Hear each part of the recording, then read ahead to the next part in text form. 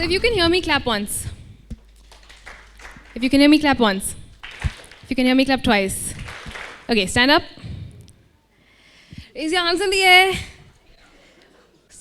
Wave them around. Stretch down.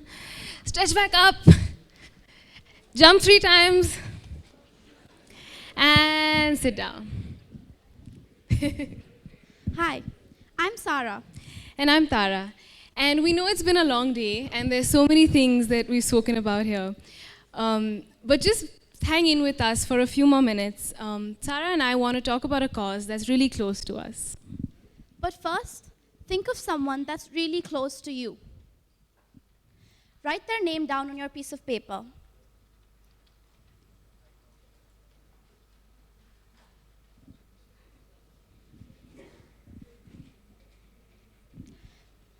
Now fold this paper up.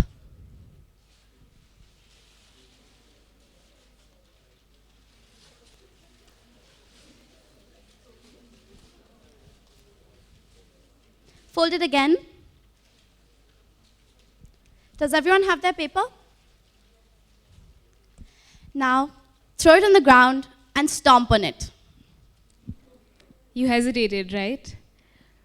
But what about those people who don't have any choice? Every 12 seconds, a girl child is aborted or killed in India. That's about 7,000 girl children killed every day just because they are females. It's a massive problem, but it's so easy to miss, especially when people like you and I aren't the ones being forced by our in-laws to get our child aborted. Or we aren't the ones being killed. I blanked out for a second. To give you a little perspective, Female feticide or infanticide is basically the killing of an unborn or newborn girl child. And we've all heard about this issue, whether it's through street plays in our schools or through articles in newspapers. And we've learned that the root cause of this issue is the mentality that a girl is a liability, a burden to the family. We've learned that girls have to leave their house when they get married, so they can't take care of their parents in old age, that they're expensive to marry off, that they have low earning capacity. but sometimes it becomes difficult for us to relate to such problems. Our goal today is to connect the dots, to reaffirm that stories of female feticide and gender discrimination do not exist in isolation, that when we zoom out, these issues cause a domino effect on various other social problems and ultimately profoundly impact us and the society we live in. On 15 January, 19-year-old Vimala, from a rural district in Rajasthan, rejoiced her pregnancy with her husband and in-laws. But 6 months later, those same people forced her to get an abortion, forcefully pinning her down and making sure that her girl child is not born. Vimla's story is one of many other such stories that take place every day. 37,000 have been recorded in Haryana, the state we are in right now. But that's just the beginning. Haryana is one of the states with the most skewed sex ratios in the country. A mere 870 women to every 1,000 men. That's fewer daughters, fewer wives, fewer mothers.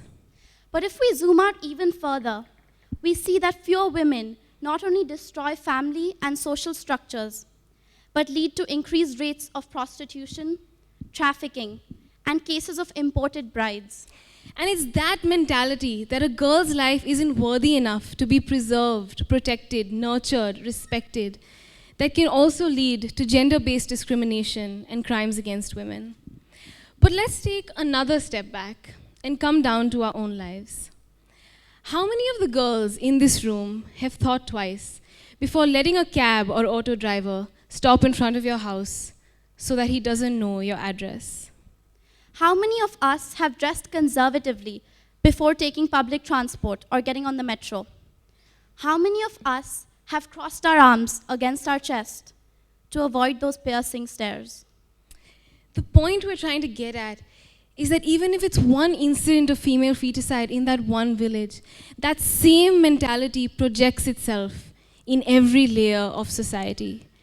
Because if a girl's life has no value, to the extent that it can be terminated at will, of what value is the quality of that life? But it doesn't have to be this way.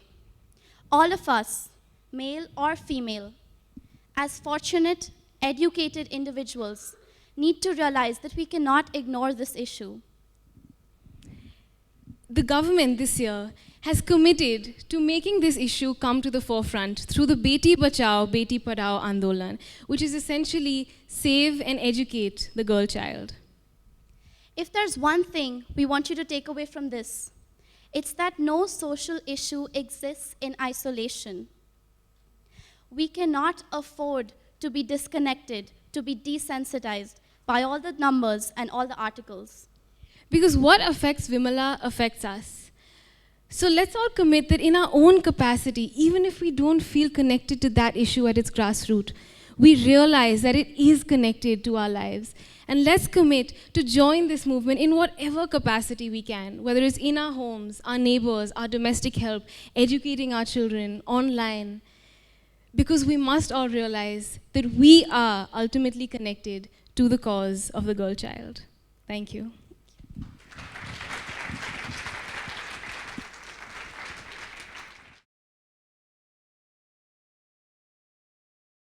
tGELF, leading the change.